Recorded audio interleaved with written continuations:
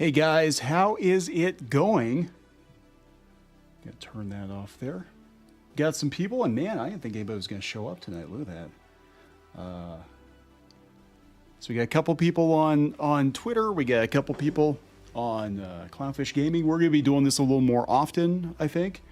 Doing at least our gaming news videos, doing them live, and then probably just re-uploading clips later. So, hello. Yes, AL. Hi. Look at that. I can actually see the comments here. This is pretty cool. I got a new setup here, so I can actually see people commenting from different places. So we have let's see, 54 people watching on Twitter, 90 people watching on Twitter, 90 people watching on Twitter, and like 10 people watching on YouTube. Yeah, people aren't used to the live streams over here. Usually it's just me with the kids. Messing around, playing games, and we're gonna be doing a lot more of that. But I figured we'd talk about the news. Let's go. Do I feel worthless? Join this PC master race today. Yeah, definitely. I don't understand, other than the Switch, why anybody would have a console in this day and age, especially with the crap that PlayStation's pulling. So let's see here. I think we're gonna start. That's okay. I know we had a lot of people say they're not on Twitter, so we're kind of multi-casting over to YouTube too. Twitter does have live streaming. Yeah, it's actually, the quality on Twitter is better than it is on YouTube, which really surprised me. I didn't know how that was going to go, and I did a couple of test streams, but yeah, let me see here. Look at that. I can see Kneon's real face and it feels wrong. Sorry to disappoint. I actually look pretty much like my avatar. So I'm going to move these comments down here, I think. There we go. Just to see where everything is. I'll just put them on top of my Charlie Brown looking head there. There we go. All right, so I think we're good. Yeah, it's a new feature. Twitter, like Elon Musk, it took him like a year, but it's actually getting pretty good. You know, they're doing monetization for creators over there. They're letting you live stream. If you want to publish, you can write articles. So it's actually turning into quite the cool platform. So let me see where we're at here. I'm gonna start with the news here pretty soon. I'm just trying to see if my settings are good. Everybody can see me okay. We're all good here. It's all good. All right. What is up? Yeah, we got a lot of people in the chat. 148 people on. I don't usually live stream, so this is kind of new to me, guys. Like, I am not terribly good at this. So I know there are people that do it like all the time. I do not. All right. I just want to make sure the settings are good. I got the news background going on. People said, why aren't you doing news on Clownfish Gaming anymore? We really liked it. And yeah, we just need to figure out something else, because it was a pain for me to record like 3 or 4 more videos every day. So I'm like, well, if I just do like a news live stream a couple of times a week, that might actually be the way to go. Yeah, hey guys. All right, so I think I can see everybody. I know we got 150 people. Wow, 150 people on Twitter and 14 on YouTube. We need to work on that, but that's okay. That's okay. You guys are here, and I appreciate it. Yeah, so this is pretty damn disappointing. Microsoft axes for video game studios, including Hi-Fi Rush developer. This one's coming from the BBC. Hi-Fi Rush is actually really good, and they had a Zwan song, which is actually like half the Smashing Pumpkins. And I was very surprised that they put that in there, but some people are working out. That's okay. All right, so let's look at what's going on here. I heard about this today. I haven't really talked about it yet. Microsoft is shutting down 4 studios, including Tango Gameworks, the developers of BAFTA award-winning Hi-Fi Rush. The Tokyo studio is being closed alongside Texas-based Arcane Austin, and Canadian developer AlphaDog Studios. Wisconsin-based Roundhouse Games will be absorbed into Elder Scrolls Online developer ZeniMax Online Studios. I don't know who owns who. Does anybody know who owns who anymore with these game studios? Like, they're all collapsing. Like, this is why I think everybody's freaking out on Twitter all the time. Like, all these developers and journalists, they're just like freaking out because the jobs are running out, right? Microsoft has not said how many jobs will be cut as a result of the closures, which are all being made at Bethesda, which the tech giant bought for $7.5 billion in 2020. I just want to say that I love all the people at Arcane Austin so much, said Harvey Smith on X. Great times, hard times. We went through so much together. I love this. Head of Xbox Game Studios, Matt Booty, announced the news in an email to staff, seen by the BBC. He said the move meant it was ending development at Arcane Austin on Redfall, with some members of the team joining other studios. Company plans to provide make-good offers to players who had pre-ordered downloadable content for the game that will never see the light of day. This is going like every damn week. I mean, these studios are closing. I've never seen anything like it. I mean, this is like another video game crash. Now, for those of you who are old enough to remember, and I'm kind of sort of old enough to remember, but the video game industry bottomed out in the early 80s, and it wasn't until Nintendo came along that things got better. But this is pretty close. I mean, all these AAA studios are just imploding, man. They're imploding. BJ says, Xbox bought up all these developers, but they even make games. Feels like they're 10 to 20 years between releases now. That's a big part of it, yeah. It's a gut stab. Hi-Fi Rush was much admired by critics when it was released in 2023. It was actually very good.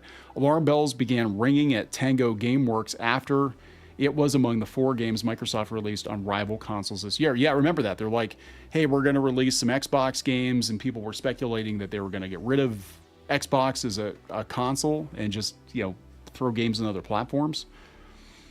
And the founder left to start his own rival studio.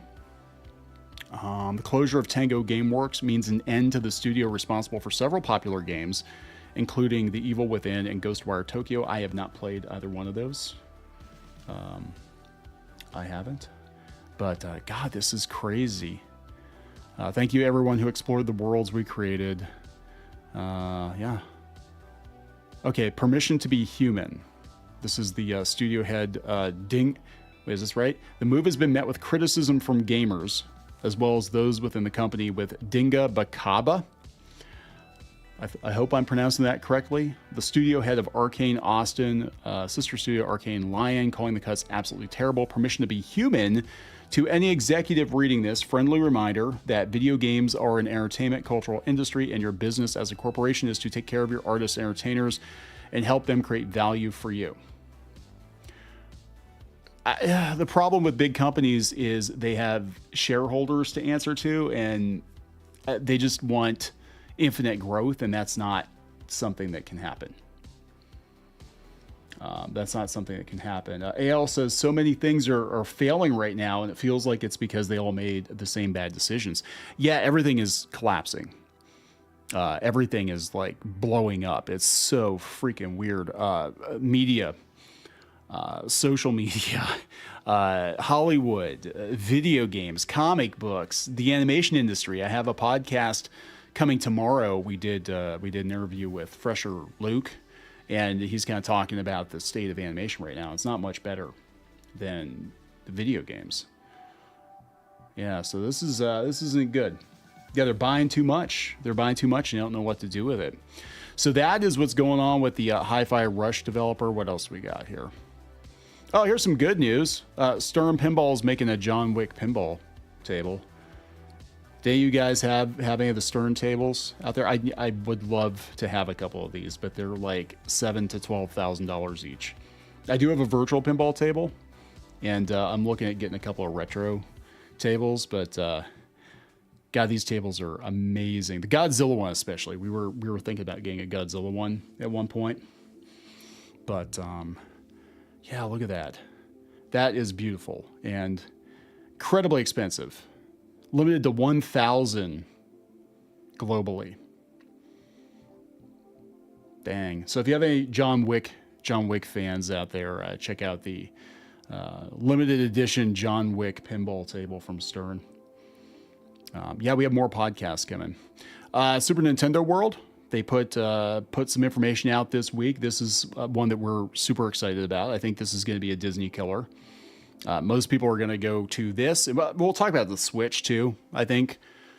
We'll talk about the Switch 2 too, but we're going to talk about the information that they're leaking for Epic Universe. So this is a press release. We covered it on Pirates and Princesses too. They said the Super Nintendo World area opening at Universal Studios in Orlando next year will include every attraction from the existing theme parks in Hollywood and Japan, including the Donkey Kong Country coaster in the US. That's according to Universal's latest teaser. So yeah, they're going to have the Mario Kart ride, which is very cool. And we're going to have a Donkey Kong coaster, a Yoshi ride, which is like a kiddie ride. But how is Geeky Sparkles doing? She's good. She's hot. Our air conditioning broke. So, but she's doing pretty good. We did do a video on the main channel talking about everything that's going on at Kotaku right now. And, their editors losing their crap. So you can check that out. That was posted about an hour ago. But here, check this out. I'm going to put the audio on. This is Super Nintendo World, the Super Nintendo World teaser from Universal. And I'm pretty excited about this one. You'll enter Super Nintendo World through the iconic green pipe. And once inside, you'll discover the most elaborate, interactive world we've ever created, featuring Super Mario Land and Donkey Kong. So when we were kids, could you imagine going to something like this when Nintendo was huge? Like during the 80s, early 90s, this would have been amazing. When you come out on the second level of Super Nintendo World with that vista, there's just not another view like it. You have Mount Beanpole right in front of you. You have all of the only concern I have about this, I'm looking at this and the coins and all the moving parts, and I'm like, how are they going to maintain that in the Florida heat? How are they going to maintain that? I have no idea. Color blocks, all the characters moving around. Look at that. This world is alive around you. Compare that to what Disney is doing or not doing right now. I mean, this is where all the kids are going to want to go, right? So I think since we're talking about this, there's all kinds of information coming out. Since we're talking about this, I guess we'll talk about the Nintendo Switch 2. If I can find the information on it here. Yeah, so eventually, before the end of March 2025, we will have some information on the Nintendo Switch 2. I don't know when that's going to happen. I don't think they're going to make an announcement before Christmas because they still want people to buy the Switch. This is coming from Ars Technica. And, thank you very much, Japanese Demon Lord Lucifer, $5. Thank you very much. I'm glad you're doing these live streams. Keep up the good work. Thank you very much. I hope I didn't miss anybody. They don't really highlight on OBS. But thank you very much, guys. I appreciate it. I'm not very good at live streaming, but I'm trying. Nintendo pre-announced.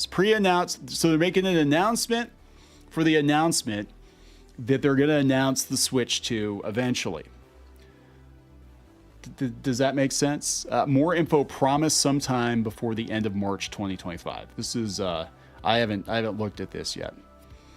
So the past few months have included plenty of informed speculation about the Switch 2. Nintendo hasn't given even a bare hint that the system is in the works. I think it absolutely is. I mean, the Switch has been out for what, like 7 years now? It's ridiculous. That changed at least somewhat last night when the president shared on social media that we will make an announcement about the successor to the Nintendo Switch within this fiscal year, which ends March of next year.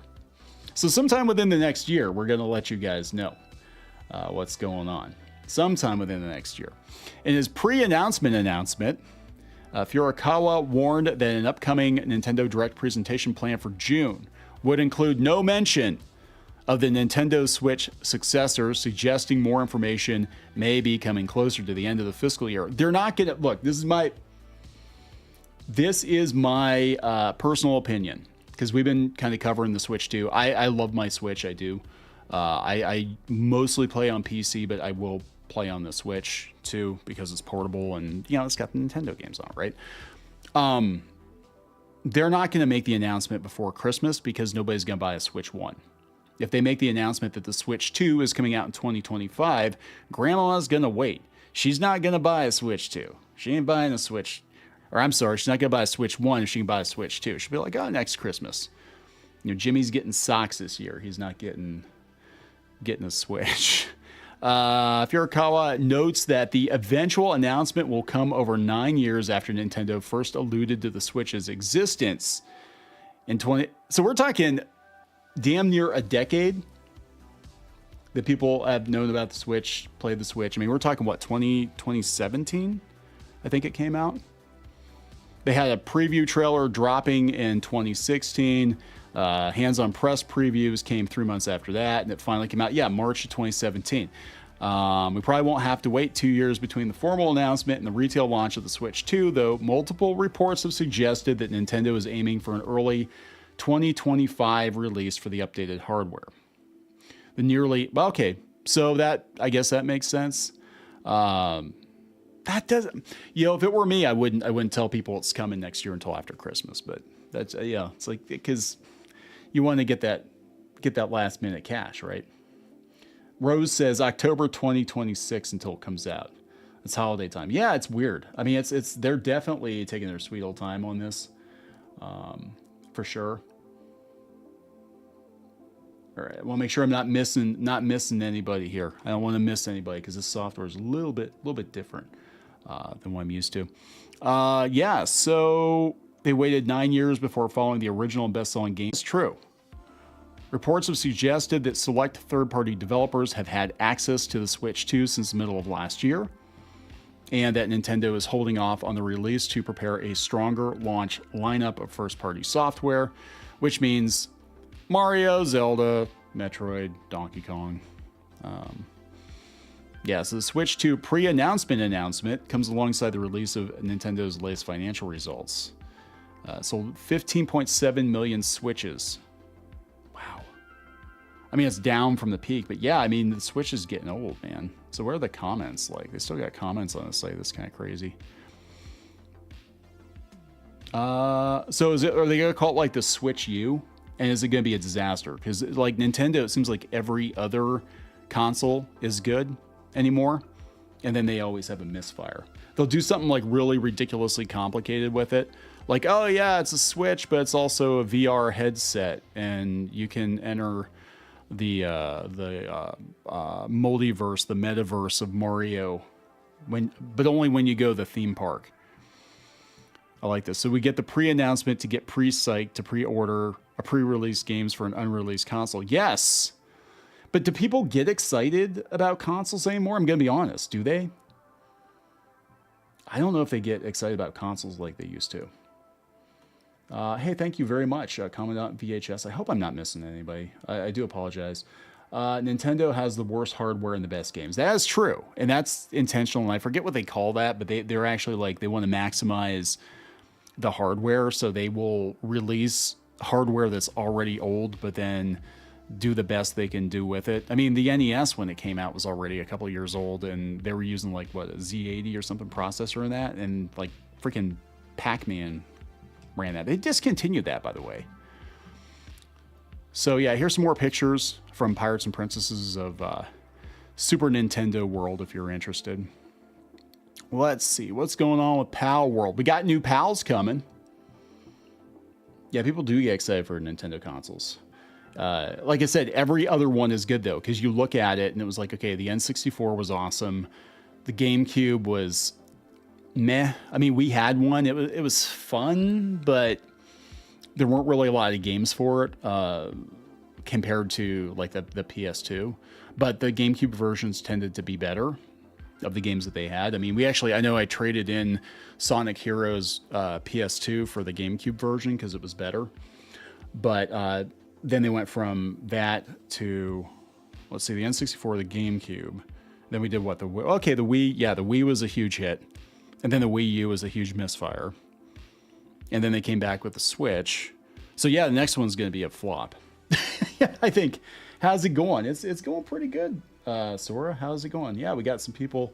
Whatever happened to the Wii? It just kind of disappeared.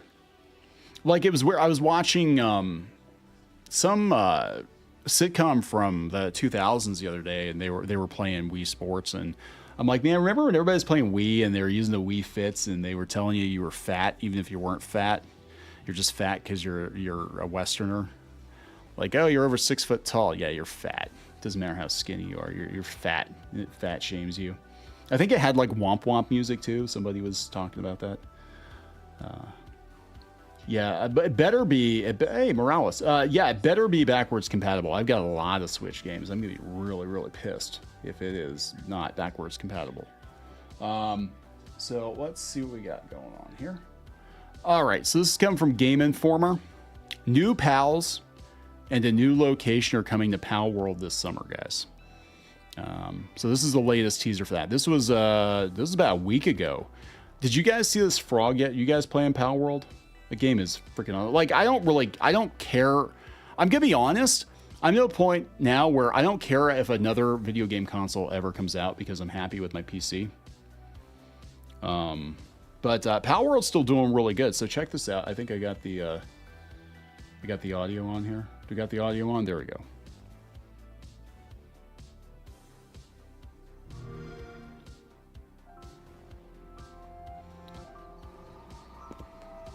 Look at this. Oh, he's so cute. Yeah, we love to punch them in the head and shoot them. Okay, look at these. Look at these. Okay, look at that frog. We got like a... Wait, did that peacock just fart fire? Is that what that peacock did? Hold on, I gotta look. I think it did. Klonoa. And whatever that is. And flamethrower. Yeah, look, you can burn the son of a bitch.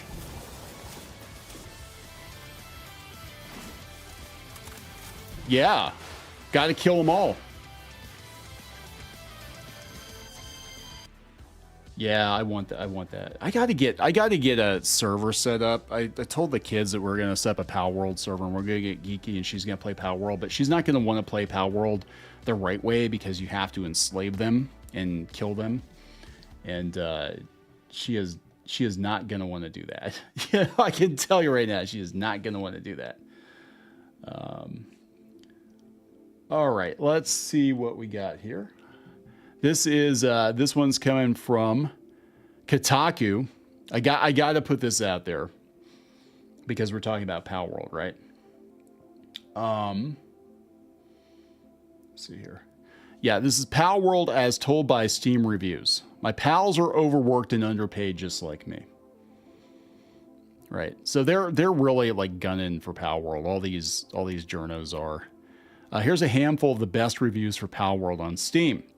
Shout out to the people who actually put work into their Steam recommendations because y'all doing good work. All right. Early access review. It's like Pokemon, but you shoot them in the face and force them into unpaid labor. This one says most accurate Amazon warehouse simulator. My pals are overworked and underpaid just like me. It's a shame. My depresso got depressed. We cured it with medicine. My alpaca developed an eating disorder, so we ate him. Just like real life. 10 out of 10. War crimes, slavery, endless breeding farms, human trafficking, animal cruelty, animal genocide would recommend.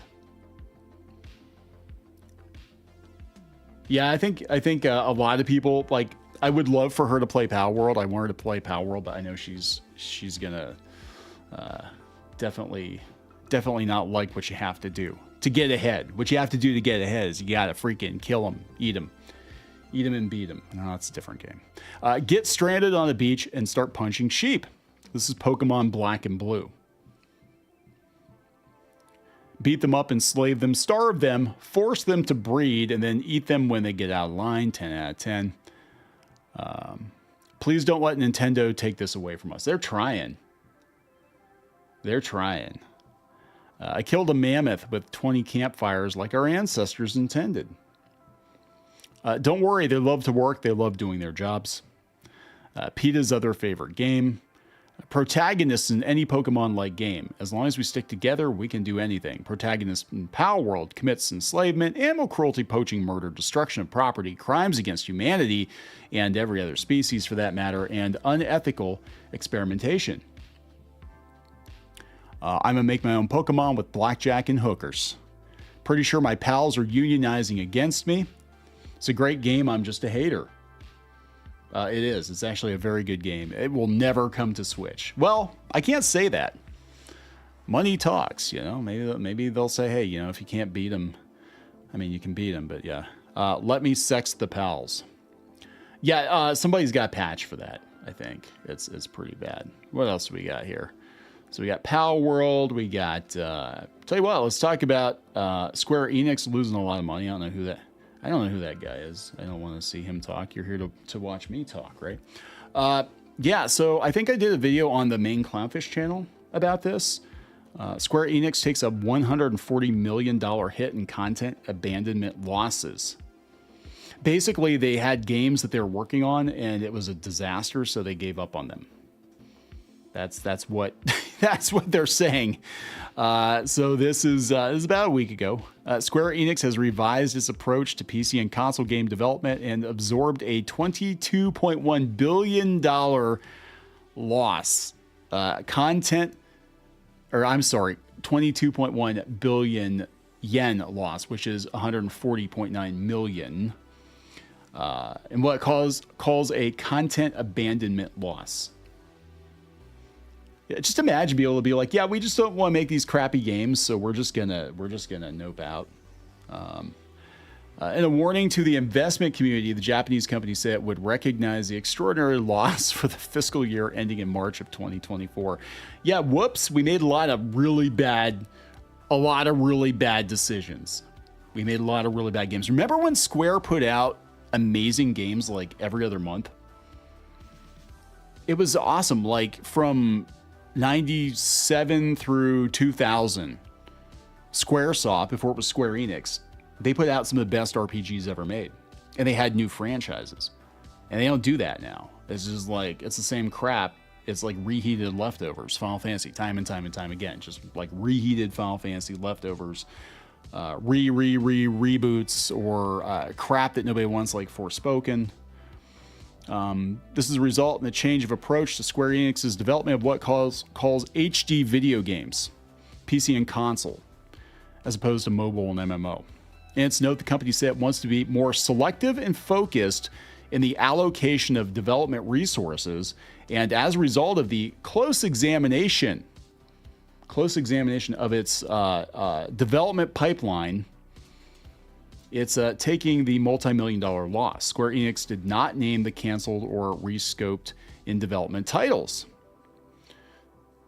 So, look, they're pulling a Disney, right?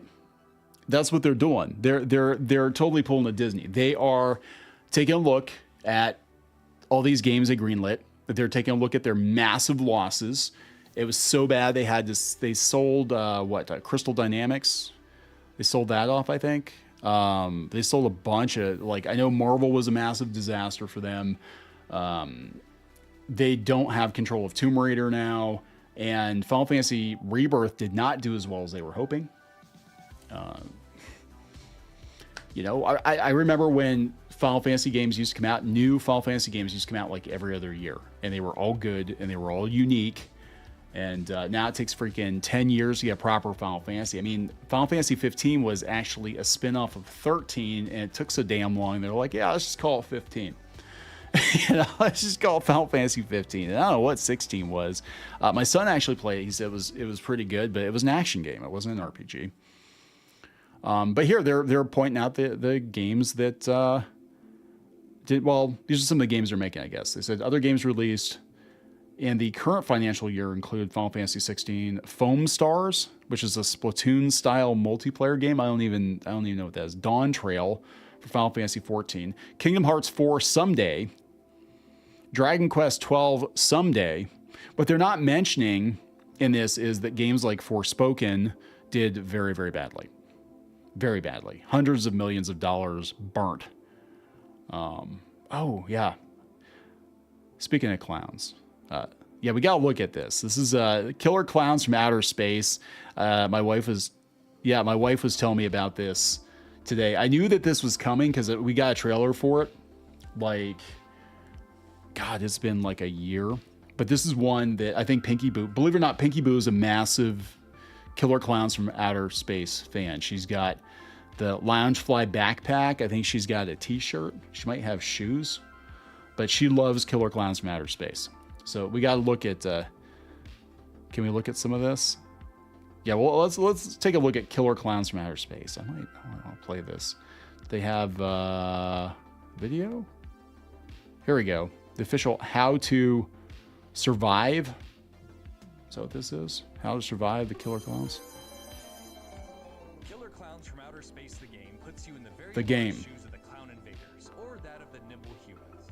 Aside from all the killing that'll obviously be going on, what do you do in this game? Hello, I'm Jordan Matthewson, design director at Alphonic. Okay. Here, I just want to see clowns kill. Require a different combination of steps to open. If you're planning on escaping an invasion successfully, you'll need to perform these necessary steps, all while evading and Yeah, I just want to see clowns kill people. I want to be the clown, and I want to turn people into cotton candy. on a cove. It follows escaping alone or risking your neck waiting for the others. So wait, is this like Metal Gear then? Is this like a stealth game? I want to be a clown and I want to kill people. I feel like that's not too much to ask for, right? No, I don't want to run from the clowns. I want to be the clown. I want to be the clown. I want to kill somebody. The ever-vigilant Wesker Newton found a way to reverse engineer some clown tech, and well, now there's a portal to escape. That's damn disappointing. To find a spark plug, then interact to open up the portal, which needs to be. No, I want to be a killer clown and I want to kill and eat people. Do it over. Seriously. Kneon, have you seen the Puppet Master game? No, I have not seen the Puppet Master game. Pinky Boo is really into horror games, though, and she's really into Killer Clowns, so we'll probably wind up getting and playing this. Killer Clowns. What else do we got? Oh, this one looked good. Yeah, we'll talk about Helldivers here before we wrap it up. This actually looked pretty good. I saw this on Niche Gamer. Like, these are the kind of games that I like. This is another indie game. This is Beyond Galaxy Land. And I was looking at the trailer for this one, and it actually looks pretty cool.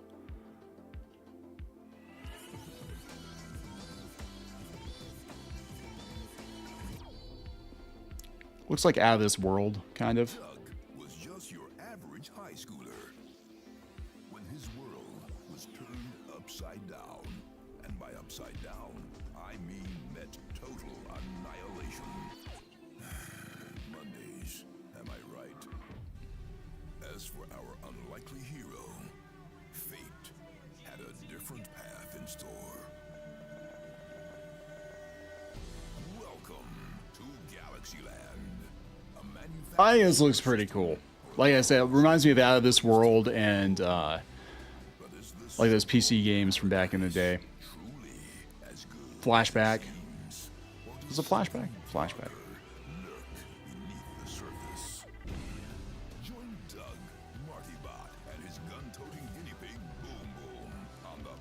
Gun-toting guinea pig called Boom Boom, right?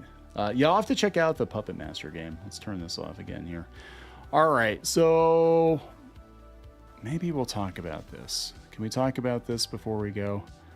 Yeah, so the Helldivers 2 PSN requirement thing. That was a thing that happened this week. That was like all of this week. So Helldivers 2, for those of you who don't know, came out on Steam. And originally you could just play it on Steam, buy it, play it. That was it. People loved it. And then Sony decided, no, you know what? You're going to have to hook your PSN account to this game if you want to play this game. And that didn't go very well with a lot of people, including some people in some countries that did not have access to the PlayStation Network. There's like 177 countries. So after much complaining, and I guess we're going to call it complaining and protesting, they decided that, yeah, that's not a very good idea. People wanted refunds. And, you know, it became quite the thing. And then over the weekend, they decided, I think it was like first thing Monday morning, like, yeah, we're not going to make you do that. Nope, nope, nope. We like sales. You know, we like money. If only other developers were as smart and they liked money. But a lot of people pointing out they think it's a temporary reprieve. They think that eventually they're going to get their way and they're going to force people to connect to the PlayStation Network because they want to market to you. That's the thing. They want to market to you. Everybody's going on about Puppet Master. Man, yeah, imagine, yeah, that's what Morales is saying. Imagine if Microsoft said you needed an Xbox account to play Palworld. Well, just give them time. It's successful, right? They want to lock you into that system so they can sell you more games and more DLC, and they can track you wherever you go, and they can continue to market to you. They've got freaking Xboxes. Like, all my computers are tied into the Xbox account now. It sucks. Anytime anybody plays Xbox or does anything in Xbox, I get notifications. You know, achievement unlocked. I'm like, I'm not playing anything. Must be somebody else. But yeah, there we go, guys. I wanted to see if we could do a news stream. And what we got? We have 587 people. Is that correct? On Twitter? I'm double checking this. I'm not sure if Twitter's numbers are accurate, if they just want to make us feel good or what, but I didn't really announce this. I just kind of did it. And yeah, we got like 500 and some people. Well, that's pretty cool. I appreciate it. Thank you very much. And I can kind of filter out the Twitter chatters here. But AL says their son texted them and said democracy has won. A lot of people tell me I gotta do Puppet Master. I know, let me see, what other, Turbo Kid. Turbo Kid is pretty cool. They have a game for that, too. I think it's Turbo Kid, with the BMX bike. But, the first Helldivers had 7,000 people playing it. They did not expect Helldivers 2 to blow up like this. Well, I think the thing is, see, here's what's frustrating about it is people were looking for legit alternatives to AAA titles because of the crap, like with the PS Network and all, and they did the same thing. Like, it was a AA title, and they pushed their AAA bull crap onto people who were looking for an alternative. It's like you can never escape, right? I mean, I would love for there to be a true alternative, but then we see what happens. Like, these studios get big, these indie studios, and they get gobbled up by companies like Embracer, and then Embracer runs them into the ground. You gotta stay independent. You know, we need more game companies, anything, whether it's comics or games or animation. We need more truly independent studios that are self-sustaining, that do not sell out to big corporations. I mean, look at Studio Ghibli. Like, they've been self-sustaining for years. You know, I'm sure they've had plenty of opportunities to sell out in the past. They haven't done it. And it's okay to be self-sustaining. I mean, that should be the goal. But all these companies, you know, these corporations, they want more and more profits. And they chase the profits, and they wind up Icarusing themselves. They wind up blowing themselves up. You know, it's kind of crazy. And I think that's my big takeaway from everything that's going on in Hollywood right now, and going on in gaming right now, and going on with tech right now, is all these companies got too big because they're chasing infinite profits, and it's not something you can do. It should be enough just to be able to pay your people and keep things moving along, and you know, a little bit of profit every year is good. But I think you're better off just kind of sticking to what you do best and not trying to overextend yourself. We're here for you. Tommy says, hey, how's it going? I'm going to actually be wrapping this one up, Tommy, so I appreciate you coming in. I do, but I'm going to be going here pretty soon. I wanted to see if I could do this. I can do news videos via live stream, which is pretty cool, and I get to talk to you guys, which is pretty cool. So, you know, we're going to be doing more live streams and more gaming live streams again over here and on Twitter. I'm actually, as much as I was kind of slamming on Twitter, I'm actually very, very happy with the streaming over there. I think the quality is really, really good, and it's very easy to do. But I'm definitely going to make sure that everybody on YouTube gets to see this stuff too. So please subscribe to this channel if you haven't done so already, the Clownfish Gaming channel.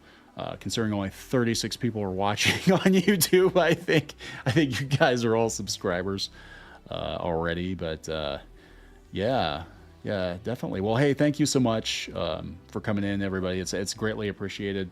I kind of like it over here because, as I tell the kids, like, I like doing the gaming lives. Like, we do live streams fairly often, you know, with gaming. We just don't do it with Clownfish TV, because every time we do it with Clownfish TV, the main channel, we get a lot of people, and the chat is absolute chaos. And that's actually part of the reason we don't live stream very much over there, because I'm like, I can't keep track of it. I mean, it's just insane. Most people are like, yeah, that's what we want. I'm like, nah, I want to be able to actually see what the heck is going on, talk to people. But yeah, bad day for Xbox gamers, definitely. And this was a really good game too, so that's the shame. It was actually kind of a throwback. I mean, it was appropriate that the soundtrack was like from the early 2000s, because that's what reminded me of like a PS2, PS3 game. And it's, yeah, RIP. They're done. So we can't have nice things. This is why we can't have nice things. So guys, I'm gonna wrap it up. Again, thanks so much for watching. Greatly appreciated. Please subscribe. Check us out on X. Check us out on, if you haven't subscribed to the gaming channel, wherever you found this, you know, please give us a sub over here. This is where we're going to have more gaming news. We do cover it somewhat on Clownfish TV. Usually the spicy takes are on Clownfish TV. Just general gaming news and gameplay we're going to do over here. And we'll have to take you guys over to the game room again. I did that like a week or so ago. We played X-Men. That was pretty fun. But we pretty much have access to every video game ever made. Lots of retro games, lots of PC games. Like, whatever you guys want to see, let us know in the comments, and maybe we'll find a way to play that stuff for you. All right, guys. Talk to you later. But yeah, do it at a regular time. I don't know what time I can